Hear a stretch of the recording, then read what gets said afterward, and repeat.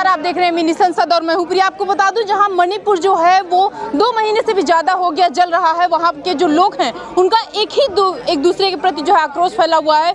तो वहीं अभी कुछ ही यानी कि हाल ही में कुछ वीडियोज़ वायरल हो रहे हैं, जबकि वहाँ के जो सीएम हैं एन बीरेन सिंह, उनका लगातार ये कहना है कि आपने ये 2-3 सिर्फ वायरल वीडियो देखे हैं, ऐसे यहाँ पर बहुत सारे वायरल वीडियोज़ हैं, या फिर ऐसा कहें कि ऐसे बहुत सारी घटनाएँ होती रहती हैं जो कि अंदर छुपी हुई हैं, जिसको देश नहीं जानता। ऐसे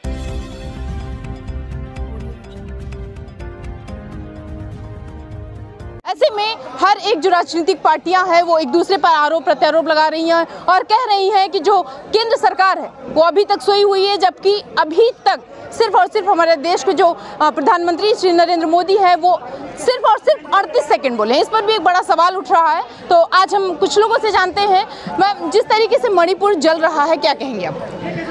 देखिए, आपने अपने इंट्रोडक्शन में यही चीज़ बोली कि प्रधानमंत्री ने 38 सेकंड कुछ बोला है, और हम सब लोग काफ़ी गुस्से में थे कि प्रधानमंत्री बोल क्यों नहीं रहे हैं, अपनी चुप्पी क्यों नहीं तोड़ रहे हैं। लेकिन देखिए, जो देश है, हमारे देश को ये बात समझनी बहुत ज़रूरी है इस बारे में कि प्रधानमंत्री तो ऑलरेडी बोल चुके हैं। वो ऑलरेडी जो अभी कल जो उन्होंने बोला, उससे पहले वो उनकी चुप्पी, वो ऑलरेडी अपनी चुप्पी से बोल रहे थे।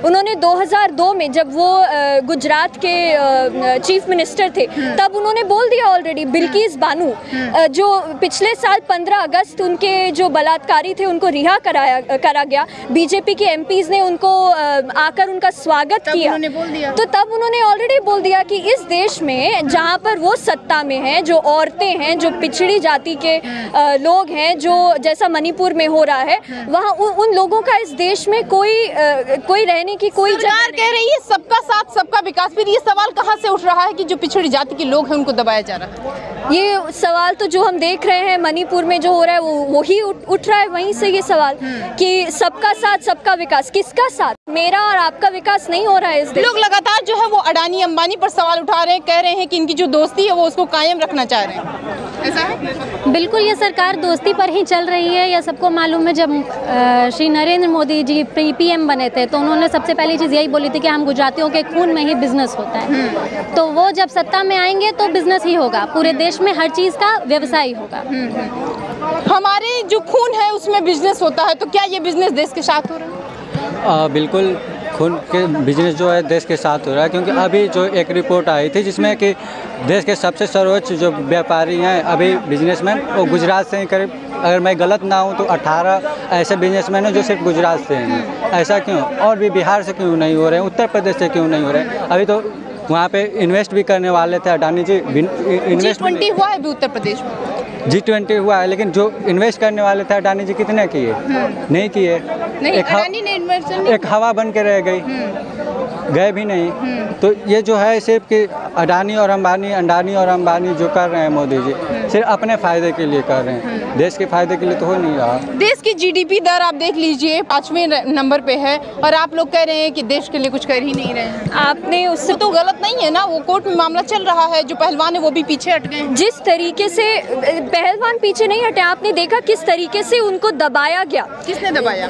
जो सत्ता में लोग हैं उन्होंने दबाया। बृजभूषण सिंह ऐसे ही आपके जैसे पत्रकार से बात करते हुए कितनी बर्बरता से उन्होंने उनको वो किया, और जिस तरीके से वो अभी भी अपनी पोजीशन पर हैं, तो ये किस बात का न्याय हो रहा है? उन्होंने कहा कि अगर मैं गलत साबित हो जाऊंगा तो मैं इस्तीफा दे दूंगा। वो पहले गलत तो साबित हो, इसीलिए तो कह रहे हैं कि अगर ऐसे मैंने इस्तीफा दे दिया तो लोग हमको समझेंगे कि हम गलत हैं। यही सेम जुमला तो मोदी जी ने 2016 में करा था। शब्द का क्या मतलब? ये जुमला शब्द का ये मतलब है कि 2016 में जब इन्होंने डिमोनेटाइजेशन करी, जब नोटबंदी करी, तब मोदी जी ने बोला कि नोटबंदी तो इन्होंने सही के लिए, भ्रष्टाचार खत्म करने के लिए करी, तो हो गया, भ्रष्टाचार खत्म हो गया। अभी 2000 के नोट बंद कर दिए उन्होंने। जो इन्होंने कहा कि जितने भ्रष्टाचार उपजेंगे हम सबको खत्म करेंगे। एक बार हमने शुरुआत कर दी है, हम इसको तब तक करते रहेंगे।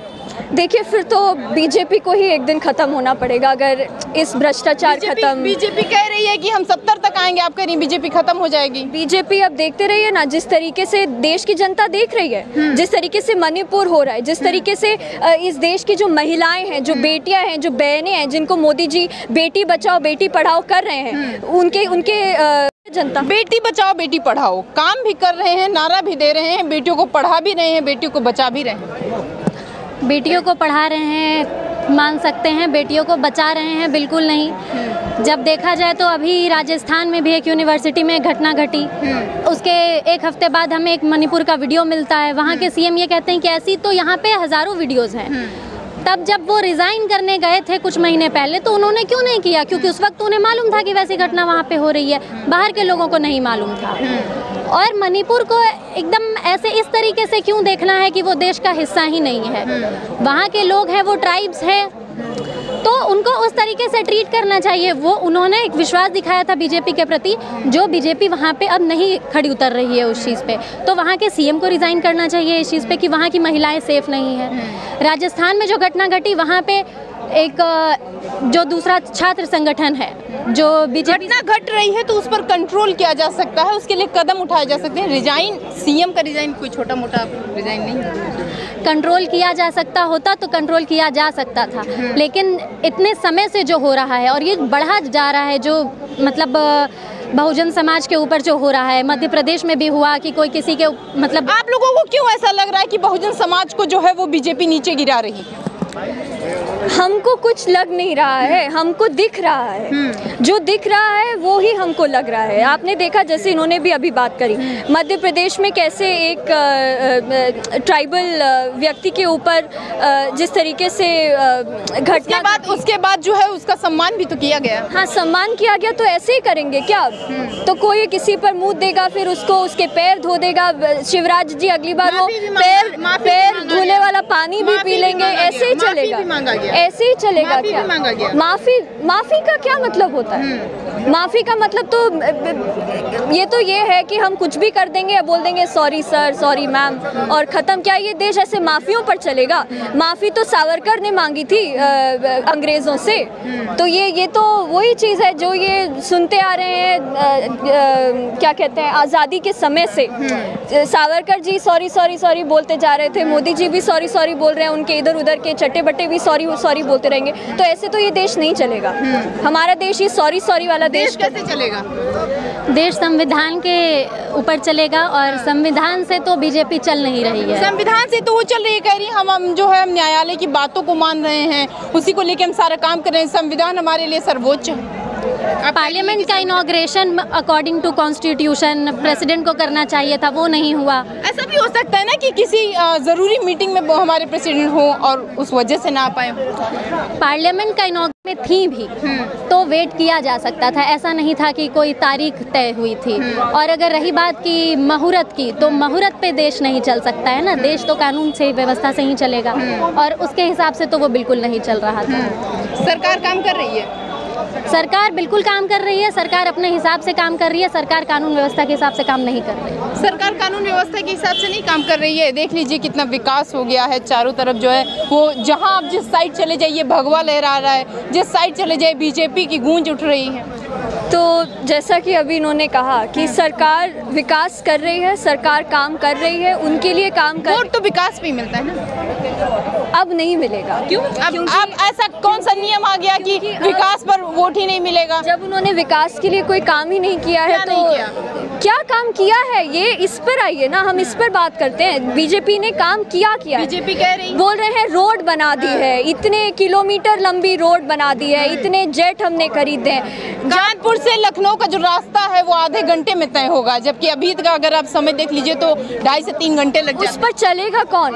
उस पर वो चलेगा जिसके पास पहले गाड़ी है, फिर गाड़ी होने के पास में जिसके पास पेट्रोल भरवाने के पैसे हों। इस देश में कितने महीने 100 रुपए से ऊपर पेट्रोल डीजल रहा है?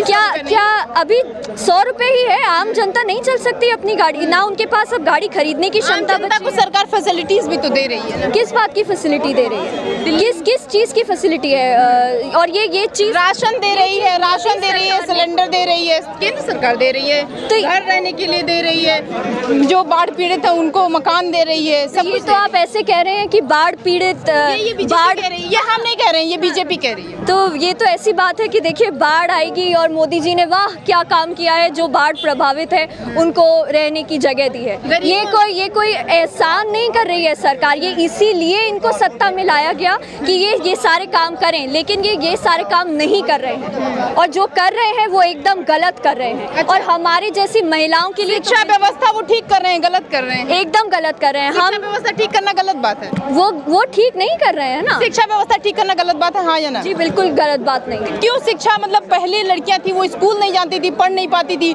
उनकी शादी कर दी जाती थी। अब क्या है कि उनको पढ़ाया जा रहा है, ये गलत है? जिस तरीके से आपने बहुत अच्छी बात ये उठाई है कि जिस तरीके से सरकार ने अभी 2020 में जिस तरीके से ये कृषि कानून लाए थे, आपने देखा था संसद में बिना किसी डिबेट डिस्कशन के, उसी तरीके से ये नई शिक्षा नीति जो न्यू एजुकेशन पॉलिसी है 2020 में लेके आए। ना इसमें किसी भी स्टूडेंट से पूछा गया, ना इसमें किसी भी प्रोफेसर से पूछा गया, कोई भी जो स्टेक होल्डर्स होते हैं ना एजुकेशन में, ना उनसे कोई बातचीत किए बिना इस पॉलिसी कैसे जो पिछले साल एडमिशन हुए थे डीयू में, उसमें सारे जो सीबीएसई बोर्ड के स्टूडेंट्स हैं, most people who have got admission in Delhi university belong to CBSE, belong to affluent urban areas. वहाँ पर जो पिछड़ी जाति के या जो गांव से आते हैं, जो बाकी राज्यों से स्टूडेंट्स आते हैं, उनको सरकार न्यू एजुकेशन पॉलिसी इसलिए लाई कि जो अब कोरोना से परेशान हो गए थे बच्चे, जिनके ऊपर ज़्यादा सर पर बोझ आ गया था पढ़ाई को लेकर, वो कम किया जा सके।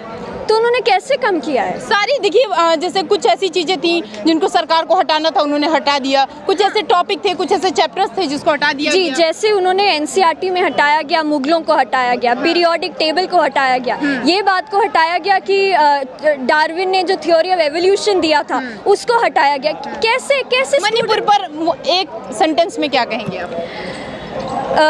मणिपुर में जो हो रहा है वो ऑलरेडी 2002 में गुजरात में हो चुका है।